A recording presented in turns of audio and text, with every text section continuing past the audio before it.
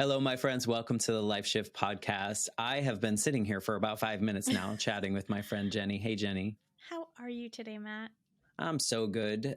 Jenny is a co-host of A Fresh Story, which is a podcast that I had the pleasure of recording an episode and making Jenny and her sister Olivia cry. Which as much as I... every man I've ever dated would tell you is not that hard, but it is significant.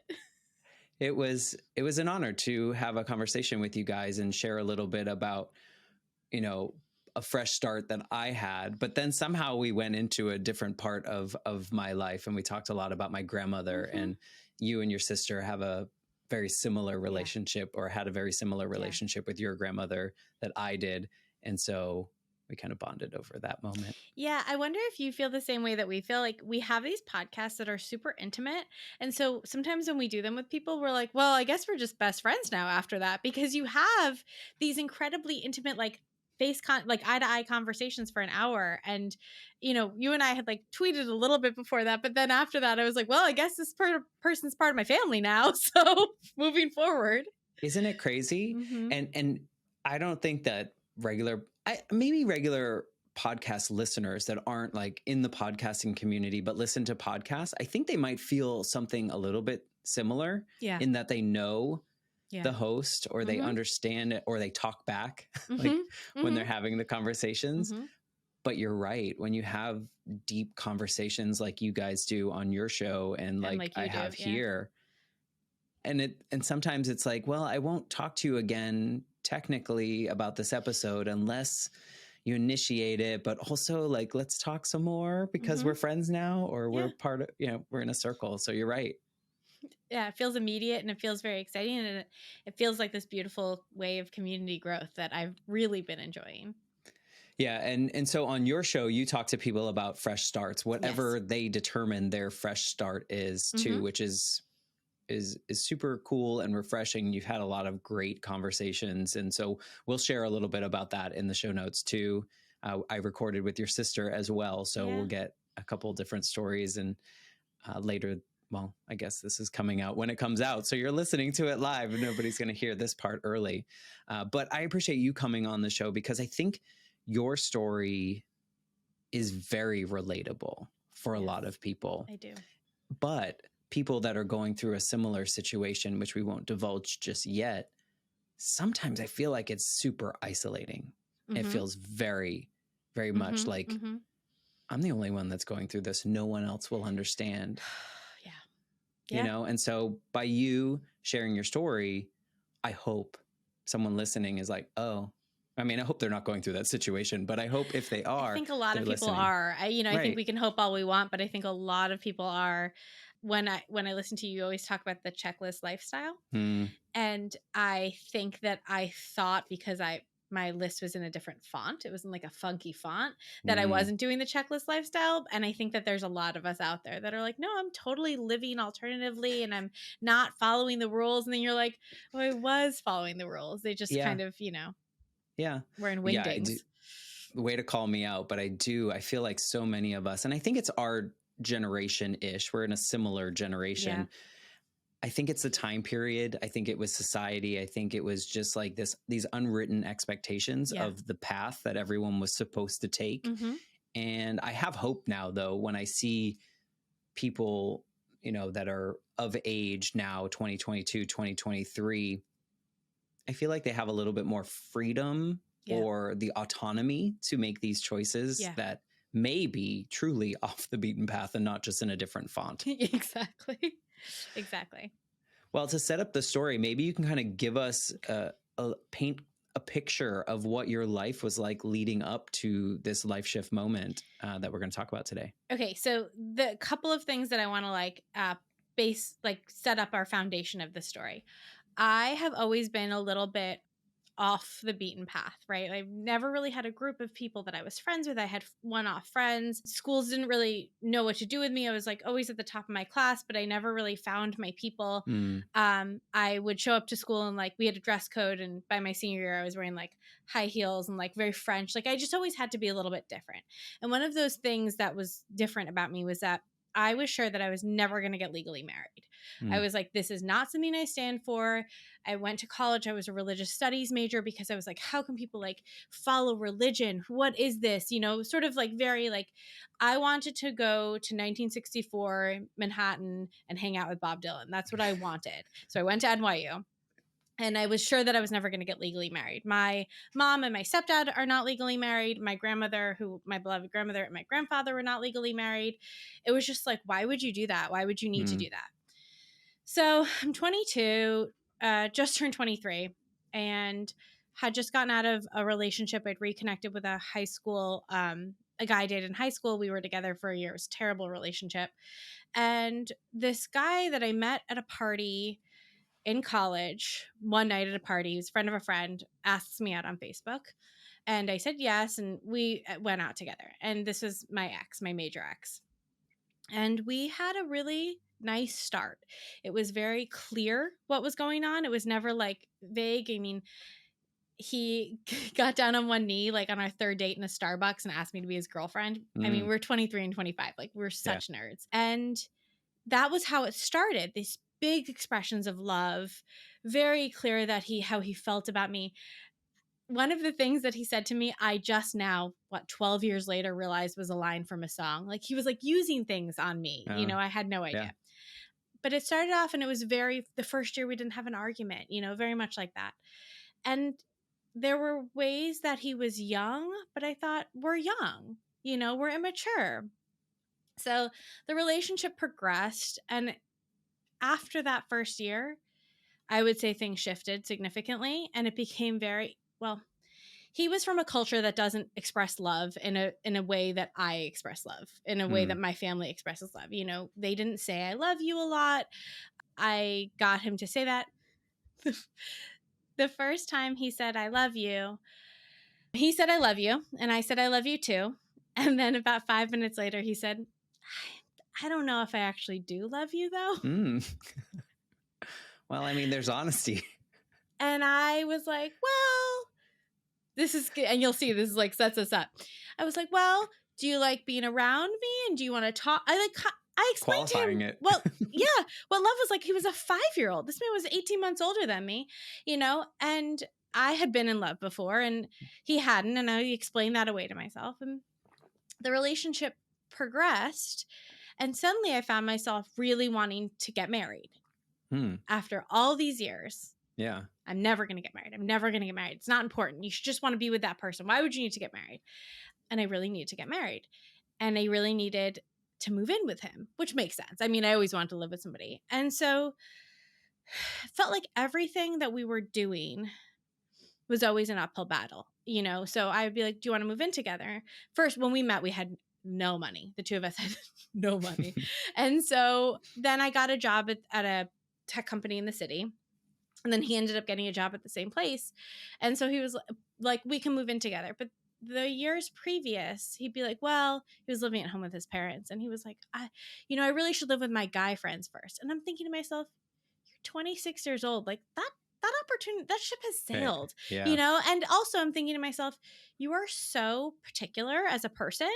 You would not want to live with guys. Like this is a man, like wake up every morning, have a cup of tea, have eggs. Everything was very particular. And you shower, tea, eggs, news. Like you're Scheduled. you're not going to enjoy living with other dudes.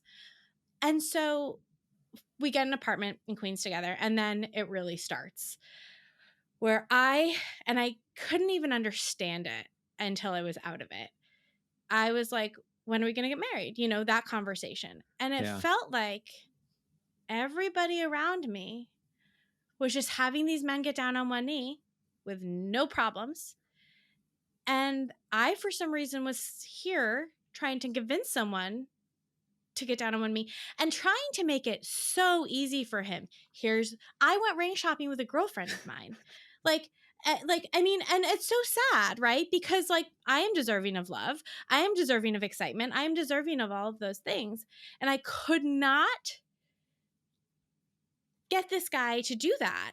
And he would be like, well, and I'd be like, I want to start our life together. And he would say, well, our lives are started together. And I would say, well, I would say, if it's not that important, then why don't you just do it? And he would say, if it's not that important, then why do you need it? I mean, it was just, right. We couldn't find a common ground. And, you know, I always laugh because Olivia, my sister, came to me once and she was like, oh, I found this quote from Cheryl Strayed where Cheryl Strayed says that her kink is men that are completely obsessed with her. Mm. And she was like, that's like your kink. And I was like, yes, that's my kink. And then I'm thinking to myself how my boyfriend at the time, like, doesn't want to hang out with me. Like, if I said, like, let's just go out to dinner, he'd be like, well, what are we going to talk about? You know? And at this point, we've been together for, let's say, 6-7 years. Oh, wow. Before you go farther down that, it's, you know, you built this foundation of your story. Yeah. Telling me that you kind of didn't fit in. Well, not that you didn't fit in. You didn't gravitate towards a particular group. Yeah. It sounded like you were very, I have my own thoughts. I rule my own world. Yeah. I make my own decisions. Yep. And now what you're describing is almost like this is the one thing you can't control, and that's all you want to control. What is that? Am I reading that right? Like, that's a very interesting take. I have a foundational piece to add to this as well. Yes. Which is that I had my best friend in the world from the end of high school through college was this guy, who we were completely crazy about each other. He's just not into women. And he loved me in the way that felt very fulfilling. Mm-hmm. But I associated that kind of love with, you don't have sex with that person. Right? So this incredibly romantic love. Right. That is so kind and loving and aggressive and, you know, all those things, and not sex. Right. So this is the connection that I make. So when I'm sleeping with somebody and they're not that to me, I'm like, well, I guess it, you know, it kind of has to balance out. And then to what you're saying about the control, I think it was a starvation thing. I think I was starved of love and affection. Right. And I felt like if I could just get him to admit to propose to me, I would get the dopamine hit of, oh yes, he does love me. Right. And, but also, you know, like you also mentioned, you know, like you were a good student, you have, you know, you're smart. Part of it is, I think we get wrapped up in our situations. And when you put that much time into something. Oh, 100%. Right. 100%. You got to fight for that when logically smart, those of us that have the ability to be smart, we know we could probably do it somewhere else. But we've invested all this time, all this energy. It's like going to college for... You're like, I went to college for something that doesn't even exist anymore. And it was like, I don't like this to begin with, but I started it. I'm not going to waste all those classes that I took. Yes. May as well finish. Yes. And so there was a lot of that. There was such a, and I wasn't conscious, right? You're not consciously doing that. But when... Was anyone else around you telling you that? Or were you painting a picture that everything was beautiful? I was painting that picture. I mean, my sister knew what was going on, but he was really integrated into the family. You know, I come from a very traditional, culturally Jewish family, and you don't do things on your own. You do things with everybody. So when I first started dating him, I was living at my parents' house. So he would stay at my parents' house, and he really got to know them. And he was integrated in that. He was outside doing housework with my stepfather. When my sister went into labor, I had a conversation with him, and I said, if you're not this kid's uncle now, you're never really going to be Uncle Andre, right? You're always just going to be Andre. And he was like, I want to be Uncle Andre. And so he was invested in that. And all of these things, you know, I knew everything about his finances. I knew everything about his parents. I knew everything about their finances. I talked to his mom about if she should retire or not. Our parents knew each other. I knew his you know, I was there at his aunt's funeral. He was there at my grandmother's funeral. I mean, you build this life together, and he was never mean. That was a big part of it too. He was not a mean, textbook mean. Right. But he never scared me, is what I should say. Yeah. It wasn't like he was not, will never be a scary person. He's never been angry at me to this day. He might be angry at me after this podcast, but I don't know. I don't talk to him anymore. But he was never angry at me. Yeah. He never scared me. We always fought really well. We were really like, we didn't call names. We, he just turned everything back on you and you turned everything back on him. Well, he also never knew how to make me feel better. He also needed, after an argument, he needed space, which I still think meant he hoped I would forget about it if he walked away. I needed comfort and connection and reassurance. He needed distance. He never knew how to make me feel better about anything. Like he just had, was incapable of understanding me emotionally. Did you see him provide the love or the ability to love with anyone else around you? I saw him caretake more with other people. Okay. So you knew it was like kind of possible. Yeah. We like, especially towards the end, I noticed it more. Like if I was I would leave places alone a lot when we were out together because I was done. And so I would go home and he wouldn't text me to make sure I was home. He wouldn't say, text me and make sure you're home. He wouldn't, there was no concern about that. Yeah. But when we would leave places and drop a friend off or a friend was leaving, he'd be like, you have to text us and make sure that you're, and I was like, oh, so you can do it to her, or you can't do it to me. That's interesting. And that's sad for me. He didn't have much concern about that. So yes, we were very invested in each other's lives. And it was, it's so funny because I look back and it's like, why him? Right? Why was I so attached to this guy? Right. And he's funny and smart and all these things, but we didn't really have common interests. We didn't really have common musical taste. He would get hyper fixated on things and I would sort of go along with that, burgers or ramen or something like that. We didn't really have anything to talk about. I remember sitting there talking to him and thinking to myself, fuck, I am so bored. Like, because he wanted to talk about technology and the new iPhone and things like that. And I want to talk about connection and people and relationships. And I want to talk about what we've done together and what we're going to do together. And he thought that was really saccharine and sentimental and didn't want to talk about our past. Right. Like a waste of time. Yeah, which is crazy to me because I'm like, well, we're just going to keep building things we can't talk about then. Right. He wanted to hike and he wanted to, when we were together about 2 years in, he went and did a quarter of the Appalachian Trail. I hate camping, and so I'm like, why? So you have so much in common. Why this guy? Yeah. I really couldn't tell you except for the fact that we built a life together. And speaking of this group of friends, right? I got my job through his friend group. And then he came to work for the company too. And we built this massive group. I mean, we had a wedding planned. We had 100 friends on the guest list, right? That was our group of friends, of people that loved us. And I had never had that before. And that was intoxicating. Right. That was intoxicating. Yeah.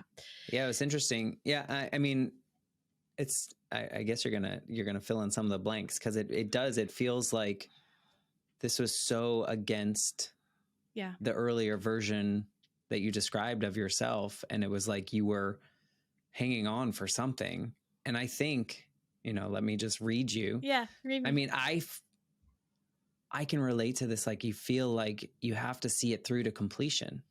Like you have to, like, it's a project, not him as a, but no. Your life experience is like, we're in it, we're building, it's building. It's got to be finished at some point, like in a positive way. Yeah. I mean, I think there's a couple reasons. I definitely think that I didn't realize how much I worried about what the world thought of me. And if I'm going to be in a relationship with this guy, I want the world to believe that he is desperately, madly in love with me. Right. Because that makes me worthy, right, in the world. And I didn't think that I couldn't make the world believe that because I didn't believe that. Right. And I've talked about this with my therapist, this sort of perfect, imperfect thing of like, of course we fight, that kind of thing. Like, we're not perfect. We're just damn near close, and that was really hard for me. So it was that worthiness thing. Everybody else, all these other girls are worthy. I've been told I'm smart. I've been told I'm beautiful my whole life. Why am I not getting it? Where's mine? Right. Right. And that was a big part of it. And the other big piece of it was I wanted to have kids and he felt safe. Now, domestic equity wise, I mean, that's a whole other conversation. He was doing 5% of the domestic equity. Right. I knew going into having kids with him that I was going to be responsible. And I had a feeling that it would be thrown in my face of like, well, you wanted this. You wanted this, which is crazy Right. because I asked him on the second date if he wanted kids. 23. Crazy. Yeah. And we do dumb things when we're we 20 something. we do. And so I knew that he would be, again, not a scary person. Right. And I had this dream right before we broke up that I had a baby with somebody who wasn't him. And in the dream, I was like, but I don't know this person's values. I don't know if they're going to hit the kid. Like, all these things. Because we were aligned, on generally like how we would, approach parenthood. Right. Some major points we were aligned on, the important stuff. You felt physically safe and maybe financially safe. It's funny. I felt physically safe and I felt financially not negotiated like by him. Like I wasn't financially Right. not compromised by him, because it's funny, he made a lot more money like as we were together, and then but it never served me. And I always just think that's funny because like, not that it should serve me, but he never wanted to take care of me with that money. Right. And I knew that if we had kids, I would still have to pull my weight, and because I was already doing so much more domestic labor, when we moved in together, we were making down to the cent the same amount of money. And so we split everything 50-50. And I would tell him how much money to put into our joint bank account. It was like $1,200 each a month or something that covered, rent and groceries and things like that. And eventually I made probably 50 grand less than him because my salary went down and his went up. And I was like, okay, we really need to renegotiate this because it's not fair. And I think it ended up being that he put in $100 a month more, because I was like, if I give up my financial equity, he's going to expect me to do more domestic labor. And honestly, I don't know what I was worried about. I couldn't do more domestic labor. Right. There was nothing else for me to do. I mean, I was already doing everything. So there was a lot. 10-year relationship. I mean, there was a lot going on.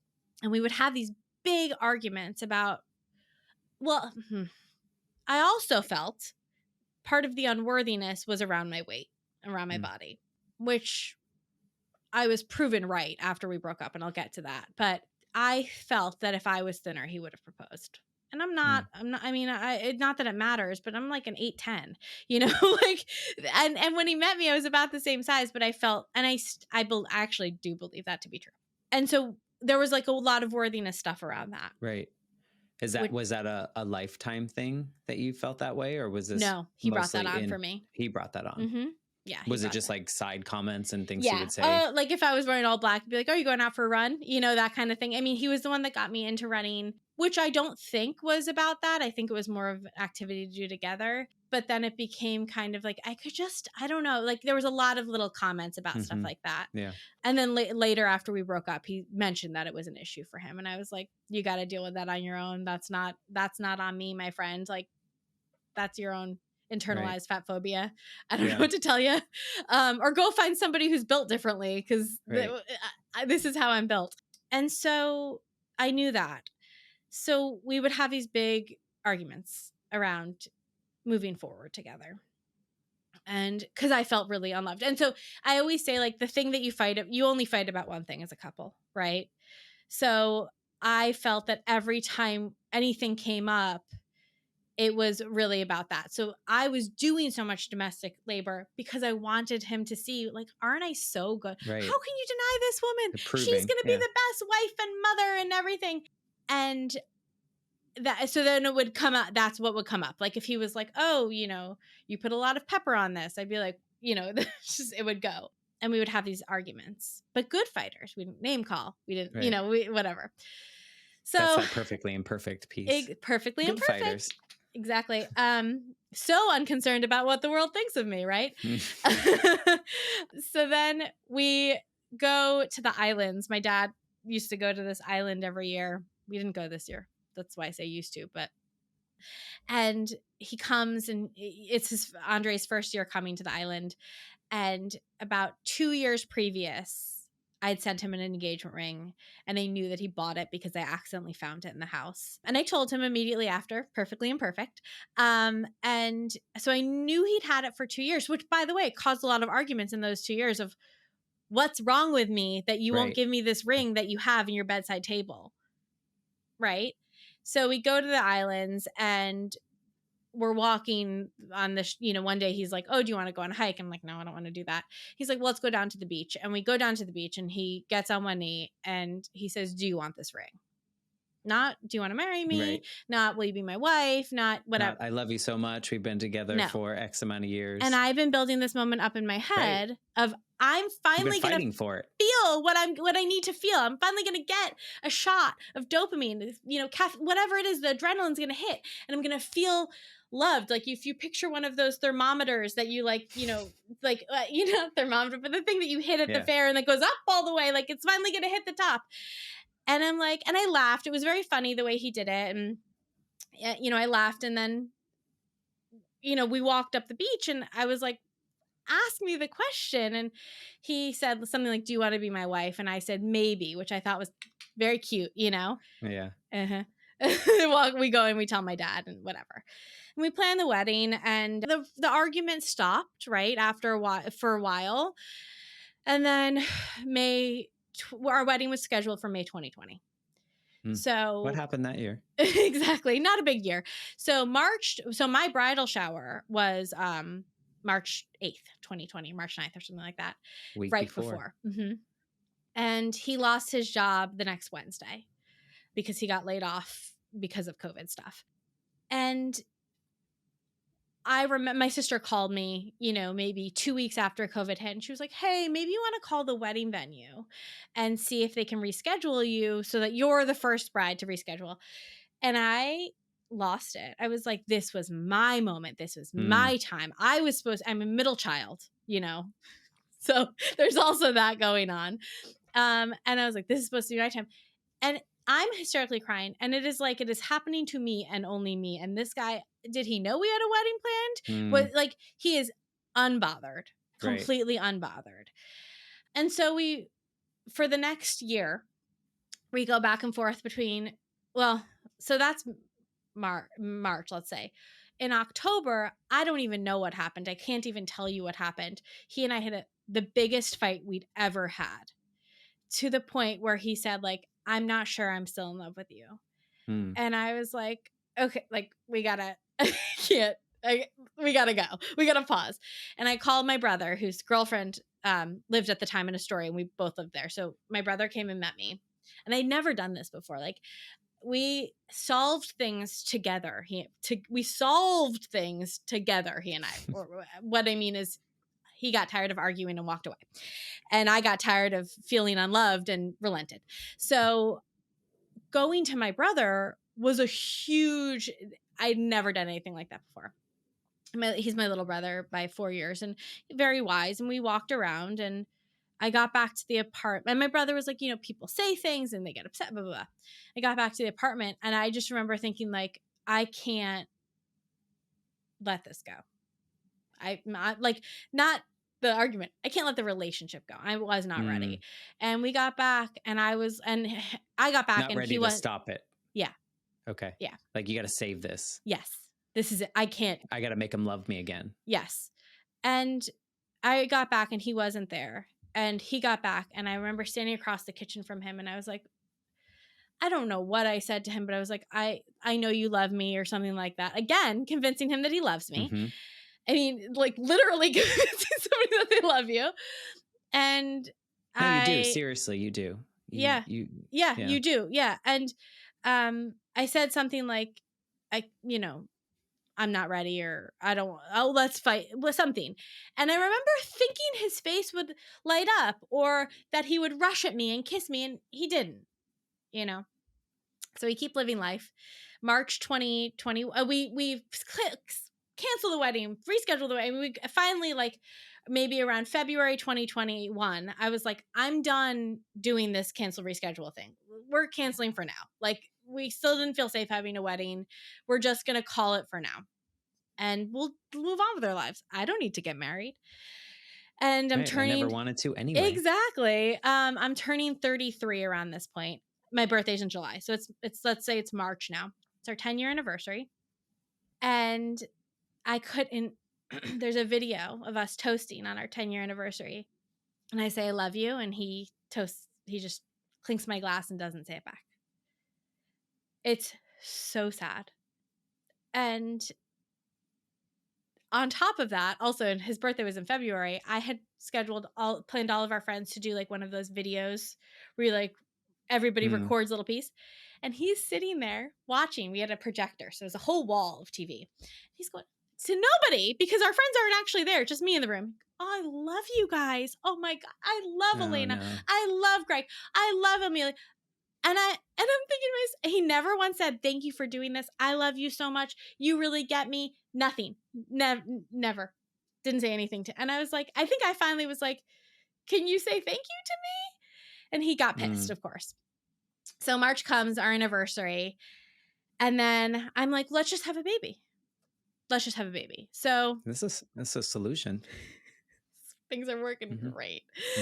Things are happening great. I'm like, let's it's just have a baby. It's not uncommon though. No, I don't think it's not. No, I think that's a very common feeling when everything feels out of control. It feels like, well, that's something that I can do and it would be good. I believed that it was something that I needed in my life and that was a complete non-negotiable for me at that point.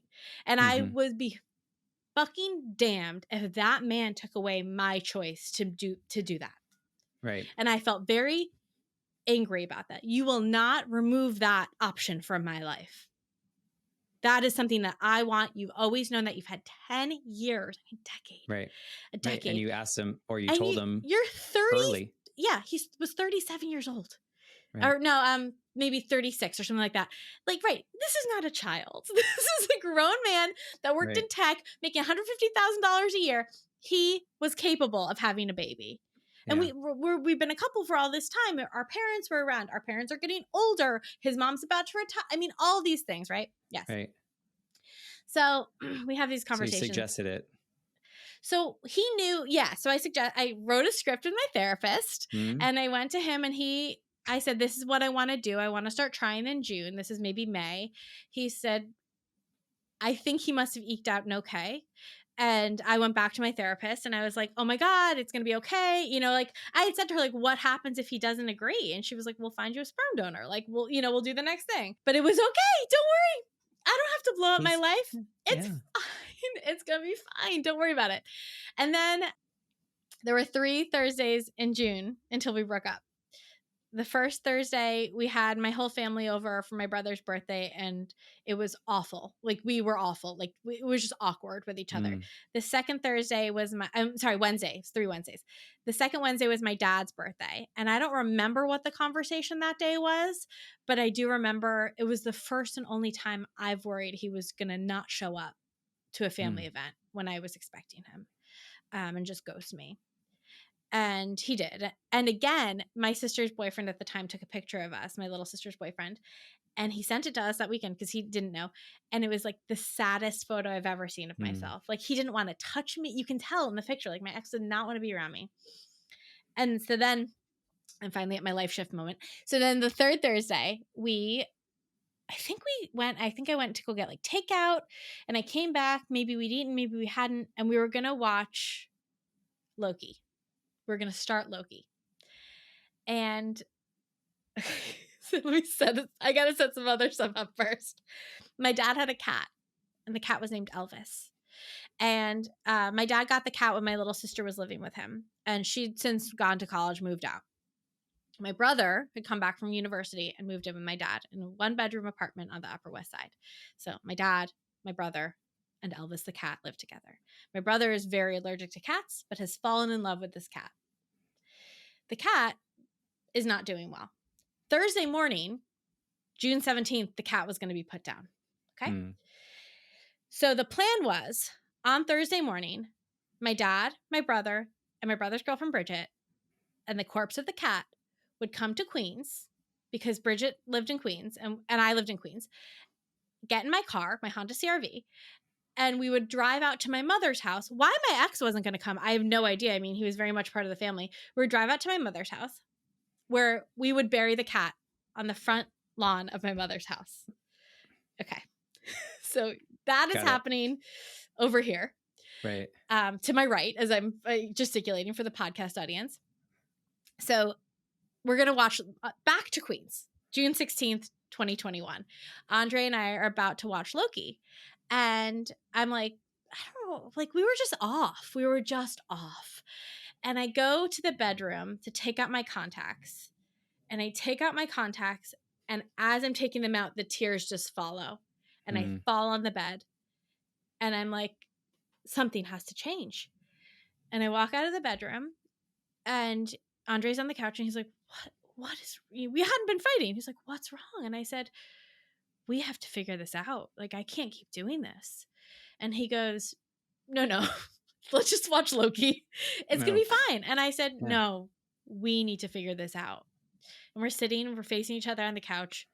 And I don't remember exactly what the lead in was, but pretty quickly he said, I've been thinking about this a little bit. And the thing is, I don't think I'm in love with you anymore. And I don't think that we should have a baby together. And I said, okay, thank you for your honesty, because suddenly I didn't feel crazy anymore. I felt crazy for so long where, you know, when we went to bed at night, I always said, good night, baby, I love you. And he couldn't even verbalize it. He would be like, hush, hush, you. Like, I mean, it was like, it really, it was ridiculous to me. And I come from an I love you house, you know, and he didn't. And I, you know, made excuses for that. But 10 years in, he couldn't even say I love you to me before he went to bed at night. And I said, okay, thank you for telling me that. And I took off my engagement ring, which is a beautiful, completely worthless ring, black diamonds. I had to be different. And now it's worth nothing. What am I going to do with it? And I can't listen, I love it, but I'm not going to put it on my ring finger. And I took off my ring, and I could, when I tell you, Matt, I saw the clouds parting on my life. I saw the sun streaming down onto a country road, which, I don't know, maybe it was a road in Scotland, and I didn't know what was coming up for me next. I was so sad, and I was so scared. But in that moment, I knew that I had dodged a fucking bullet. Right. And I knew that my life was going to be so good. And he said, we talked that whole night. And he said something like, it's going to be fine. And I said, no, it's going to be great, because we're leaving fine behind. Like, this is fine. Yeah. But we have to go make it better, because otherwise we could just stay here and keep paying a very reasonable rent. Yeah, exactly. So we spent that evening packing as much stuff as we could in my car, or packing up as much stuff as we could. And then we loaded my car the next morning. And it's funny. So he was never a cuddler. And I'm a fucking like Leo. Like, I want to like snuggle and cuddle, and like, I'm like a cat. Like, I just want, like an affectionate cat. I want to be sort of like somebody's, you know, I want to be held, and never a cuddler. And that night we went to go lie down, and he's holding me for the first time in our relationship. I'm getting what I need. And he's holding me, and I'm crying, and we're crying together. And I said, I don't know if I'll be able to sleep. And he said, you'll be fine. Rolled over, turned away, fell right asleep. And I was like, okay. And we're back. Yeah. And so we woke up the next morning, we packed up my car, and my dad and my brother and my brother's girlfriend and the dead cat all got in the car too. And, you know, I was lucky that I knew that if I didn't approach it that day, in that moment, with the out, I knew that my dad could drive my car. So if I was crying, I would, you know, I would be okay. I knew that, this confluence of events, that I was like, no, we're not going to do it again. I can't sweep it under the rug again. There's no more corners. There's lumps all over our rug, you know? And that was it. And so I came out here and I moved into this bedroom that I'm in right now. I wonder, I'm kind of thinking of like, you know, you went through your own inner hell, right? For 10 years of fine. I think that was a a nice way of describing it, in a sense of like you were trying and trying and trying. Yeah. And setting up the part about your dad's cat and the idea that that cat had that last day. Yeah. And the next day move on to whatever's next for a cat that is put down. I wonder if there is if there's a significance in the idea that that was the cat's last day on Earth. Well, my ex's last name was Katz too. Well, there's that attachment now that we've just blasted him here on the podcast. But I mean, I think it's interesting when because subconsciously, I could imagine that that your family really likes that cat, and they're going to be devastated at the end of that relationship with that particular animal. I wonder if that's kind of what triggered this last oh crap, this could be me, and was my life going to be fine? Not that you're going to be put down, but it's a slow death. I wonder if there's something, right? Well, you were doing that for 10 years. Yeah, that's really interesting. I mean, that's very interesting. We never know what our subconscious is doing. Too. Animals are so vital to families and to, communities. And it was interesting because that cat and the cats, I'm allergic to cats, so I can't actually pet cats. I always say they're theoretical to me because as far as I know, they're just a simulation. I can't really touch you, which, we have a cat now and my parents have a cat now and it rubs against me. So I know it's real. That cat, brought the family together in a way that I knew I was going to need. We're a blended family, so we are not, my dad and my stepdad aren't often in the same room, but I knew that they were going to be the next day. And it was almost like the wedding that I never had, where I had all my family together the next day. So the cat sort of was the catalyst of that situation.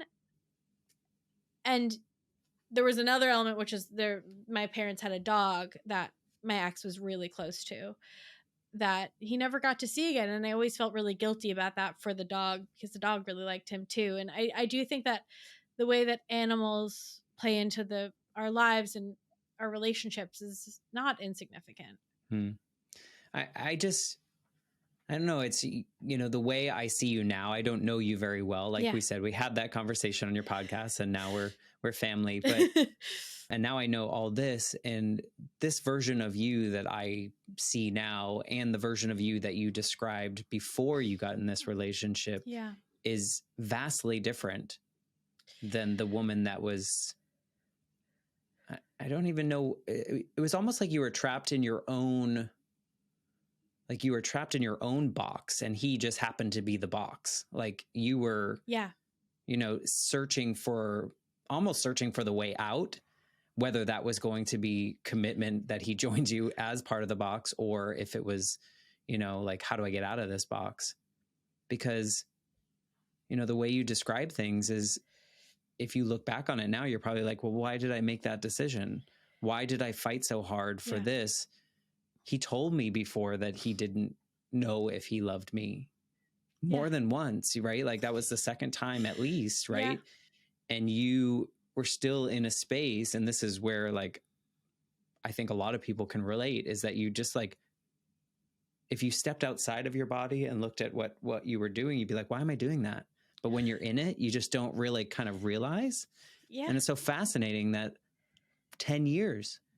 Yeah. Against everything that you said you didn't want to do, right? Yeah. Like you're not going to get married. Mm-mm. And that's what you were fighting for 10 years. Yeah. Right? Yeah. So you always wanted to have a kid though. I always wanted to have kids. Yeah. Yeah. I just didn't want to get legally married.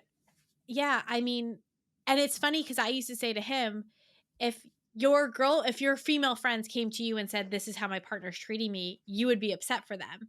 So I knew it wasn't okay, the way that he was treating me and the way that we were together and what was going on in our home. But I think talking about the sunk cost fallacy from as a economics principle versus realizing you're living the sunk cost fallacy are two really different things. And I love Freakonomics and stuff like that, and Radio Lab, and I can talk about it all day. But, there was, it was always like, too, like, what am I going to do? Break up with him because of this? Like, what am I, you know, Because everything, like, nothing was as significant, it was right? a pile of what am I going to do? Break up with him because of this, you know, and because of this small thing and this small thing. And there was nothing until, you know, he said what I couldn't unhear at a time that I couldn't unhear it because he'd said it Right. before. But I just was like at a point where I understood. And I do think there were other things that came into play. I mean, I think you learned a lot about yourself, though. I did. I learned so much. Yeah. I mean, I'm so glad you know, 10 years is a long time to be with someone. 23 to 33. And to so often in that relationship, we both did it, you know, you would look back when you're 32 and be like, well, don't do that thing that you do. And he would be like, I haven't done that thing in 8 years. You know, I haven't done that behavior in 8 years or whatever. And I so badly wanted to walk into another relationship as my 33-year-old self and not as my 23-year-old self. And all those fucked up things that you do and all those things that you say and whatever it is, you know, and not having had all those experiences with that person, but getting to have the result of all those experiences as you. And it was a relief. It was because I would think about that. I'd be like, I'm never going to convince him that I'm not who I was when I was 23. I couldn't convince him of that. And telling somebody that doesn't help either. You know, repeating it over and over again is not a convincing argument. But getting to walk out of that relationship at 33, being the result of all of those things, was really nice. Yeah. I bet it felt like a weight being lifted. You know, like in every way. What was the biggest difference about you when you were no longer in that relationship? Like, did you notice things about you that were different? I realized that I had worried so much about what people thought of me. And I realized that I couldn't do that anymore. And I realized how much of the way I presented myself, the way I formed my life. I do think the decision to stay was so much about what people thought. Yeah, of course. You failed. I failed. Right? Yeah. Right? And so. Or that's the perception that you had if you left. This concept that I'm worthy of love. And so I wanted so badly for people to think that for so long, which is like, I have no idea where that came from. We can break that down in another podcast probably, but you know. That's for your therapist. Exactly. And so I walked out of it and I did some crazy things immediately after walking out of it, like booking a trip to Scotland to visit a guy that I had met once 12 years ago for 2 weeks. And I thought, I don't give a shit what people think if they think that's crazy. No, I canceled that ticket 4 hours after I booked it, but it was important to book it. I needed to book that ticket. Right. And because I realized I don't give a shit what people think of me because I did an engagement. Like, like what a sentence. Like, that's not a thing that I thought I was ever going to say. I ended an engagement. I mean, I had 4 wedding dresses. You know, we were going to have a ceremony on a different day than the reception, and there was 2 reception dresses. And I mean, I was doing the whole big wedding thing. Yeah. It was all performative, though, it sounds. It was so performative. Like, what are people going to think? Look at these dresses. Look at this event. And aren't they going to be so impressed? And aren't they going to... And he made it clear to me. He was like, I'm not really going to hang out with you at the wedding because, like, I know you, basically. Like, I'm excited to see everybody else. And it was like, you know, and that was sad to me. But I was like, I understand that. I can understand. You know, I'm smart. Right, because we're still going to get married. We're finally going to get married. And maybe the vows, which we were doing a ceremony that was just our immediate family. Maybe when he said his vows, he would finally say the thing. Because I didn't say this before, but I knew that the proposal wasn't good for me. Right. And I knew I was going to have to walk through life with that, knowing that, and never saying that to him. Right. Never uttering it, because how ungrateful of me. So I was like, maybe the vows. I knew that he wasn't going to like my dress. And I knew that I was going to know that our whole wedding day, that he didn't like my dress. I knew that I wasn't going to walk down the aisle and he wasn't going to go, oh my God, you're the most beautiful thing I've ever seen in my whole life. And I was going to have to live with that. Yeah. And I knew that probably the vows that he was going to say weren't going to hit the spot. You know, as much as you describe this relationship and the things that were not great, they really taught you something that moving forward, because now you're in a very happy relationship that doesn't have those elements. And had you, say you hadn't been with your ex for a long period of time, maybe you would have just jumped to the next person that did the same thing. Maybe you would have jumped to the next person that did the same thing and never really got that. Because like you said, it's kind of like just stacking little thin pieces of paper, you know, and like eventually it's a ream. Stack, right? Exactly. But when you just look at one sheet, it's not so much. So, you know, there's a lot of learning that can come from that and probably makes what you have now that much more special and deserve and feel like you deserve all of this and that you're worthy of every little piece that is the happiness that comes with it. Yeah, I think that I clearly had to learn that lesson over and over and over again until I was ready to hear it, you know, in my last relationship. And, you know, I've alluded to this, but I met my now fiance, which is ironic because I now legally have to get married because I'm moving to a foreign country. And so I met my now fiance when I was 22 and he was 31. He's 9 years older than me. And, you know, we had some connection, we had some flirtation. There was no way that would have been a successful relationship at that time. Besides the, you know, because of the age difference, but also because of who I was and because of who he was. And so I am so grateful. I know for that experience of being with my ex, I could not have left a day sooner than I did. I'm very aware of that. I mean, quite literally, I could not have left a day sooner. That relationship lasted exactly as long as it was supposed to. And I got to walk into my relationship with Thomas, my fiance, 33 years old, much more self-possessed, much less concerned about what the world thinks of me. Or, you know, always on the edge of reminding myself you don't have to I'm a human, right? Like I have to think I'm American. Like I often have to remind myself like other people's opinions of you are not your business over and over again. And telling a different story about myself, really, I mean, is what it comes down to. Like the story I told, the narrative I told around myself, my family, you know, very different from 22 to 33 years old. And I'm grateful for that. Cause and walking into a relationship and being like, you mean they can just like really like you and want to be around you all the time? And like me being with somebody that meets me emotionally. And, you know, I always say like, I think my ex and I were more of an opposites attract kind of thing. And like, but do you want to do that for the rest of your life? Because that's not fun to constantly like be pulling somebody in and being like, no, this is how I see things. And listen, my relationship with my fiance now, we're not even 2 years in yet, but it's different. It's different. It's really different. Yeah. You know, before we started recording, you said, I'm a people pleaser. And it makes sense why you stayed in that relationship for as long as you did, for many reasons. And I think that you're not the only person that's ever done that. You're not the only person that's listening now that's in a relationship like that doesn't yet know it's time to get out. Yeah.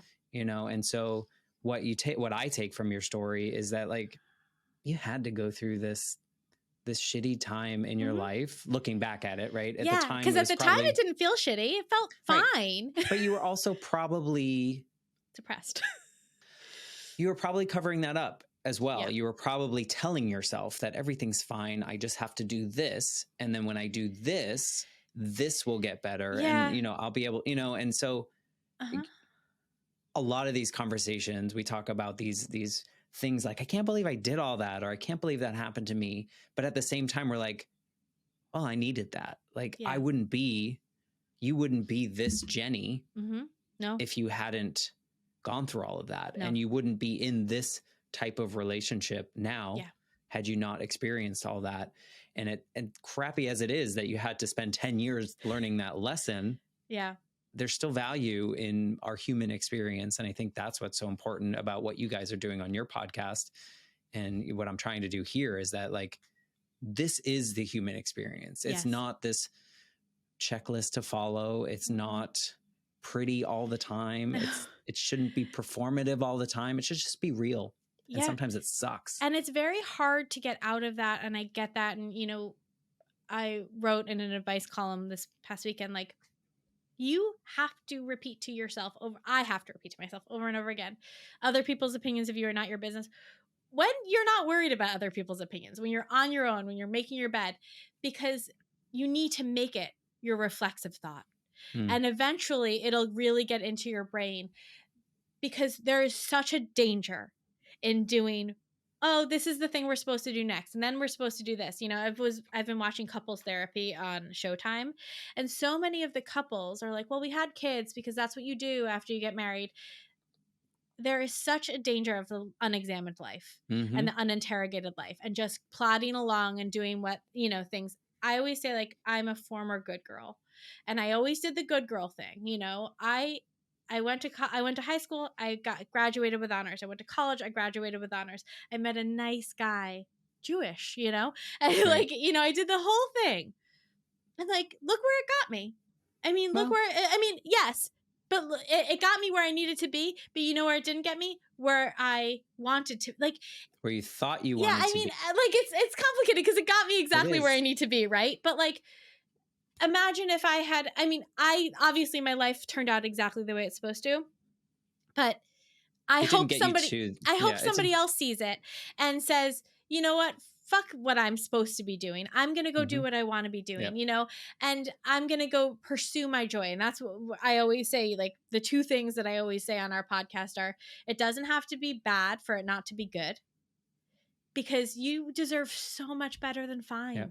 Yep. You know, Don't let it be so many fine. people I talk to are like, it's fine, you know, it's okay, we've been together a long time, or he's this, or he's, you deserve so much better than fine. Yep. There is unlimited joy out there. There's not a limit on how much joy people get, and there's not a limit on how much, you know, we can share it all. It's unlimited. And to be in the pursuit of joy and to feel joy every single day in your life, like, that is what you deserve. And you deserve to be with somebody that really wants to see that joy for you too. If that's what you want, if you want to be with somebody or many somebodies, whatever you want, you deserve to be with people, community, loved by people that want to bring out the joy in you. And just so you know, Jenny, you are always worthy of love. And I'm sorry that you had to fight so hard to learn that, but I'm glad that you found that now. And, you know, I appreciate you taking the time to join and share, you know, like, a messy part of your life, you know, like, I'm not saying that to insult you in any way. I think No. it was a very tragic part, right? I think a lot of women, I think a lot of men, I think a lot of people can relate to that experience. Yeah. And I appreciate that you are so open about it and willing to share it, because you weren't before, right? Everything's fine, guys. We're Don't look great. over here. We have good fights. Yeah, exactly. We're good fighters. We were like the couple, you know, we were the long-term couple of the group. And it was, I remember one of his friends, like girlfriends, was like, you guys are so cute. And I like held on to that for so long, you know? Yeah, we're cute. We're that cute couple that's been together forever, but we're still doing, you know, we're still together and we're still so cute. And it was, yeah, it was a lot to hold together. And I really felt like I was the only one holding it together. And I receive what you are saying. And I so strongly feel so many of us good girls get ourselves into these situations. And if I can tell my story and I can make somebody else go, oh my God, you know, my fiance, partner, husband, boyfriend, girlfriend, whatever, doesn't tell me that they love me in any, and that's kind of fucked up. And I should probably examine that, because they're not mean and they're not scary, but that doesn't mean I have to stay. If I can just make one person, like, sort of shake them awake with my story, then it's completely worth it, because it was not easy for me. And it was, the problem with stopping to caring about what people think is that you really stop caring about what people think, and then you just kind of let it all go. So I am grateful to share that story, and I feel fortunate that I get to wave from the other side and say, look guys, like, there's something else over here, and there can be great love and great joy and great friendship. And, you know, the connections that I've made because of the vulnerability I've now been able to display with my girlfriends, who were always there for me, but who I was cutting off that relationship. Yeah, because I didn't want to admit it. And how many girlfriends were like, yeah, I never really got you guys. Yeah. They were like, but I trusted you. I Right. trusted that if you were there, you were happy, but I never got it. And now I look back, I'm like, I don't get it either. Yeah. Well, I mean, I think we have to live the life that we're going through, and then hopefully we have the opportunity to reflect on it and build from there and grow from there. And so I appreciate you sharing your story, and I encourage anyone listening to connect with you and your sister. Take a listen to your podcast, check out the company that you guys are doing amazing things with. You have a new book out, so I'll include all those links in the show notes. And I just appreciate you. So thank you for being here. I've been so excited about coming on this podcast for literally months. I've been like counting down to it, and so excited to tell this story in this way and to get to tell it. You know, it's kind of, this story ends up being part of our foundational story of our company, but I get to tell like this much of it. It isn't. I just feel very honored to be able to tell it and to be invited on this podcast, and it's one of my favorite podcasts. So it's very exciting. Thank you. I will receive that. I'm not very good at compliment taking, but thank you for that. And if you're listening out there somewhere and you want to take a little time to give a little 5-star rating and review, I would love that. And if not, that's okay too. You might be busy, or you might not be able to. You might be driving. Don't do it. But until I will see everyone back next week with a brand new episode of the Life Shift podcast.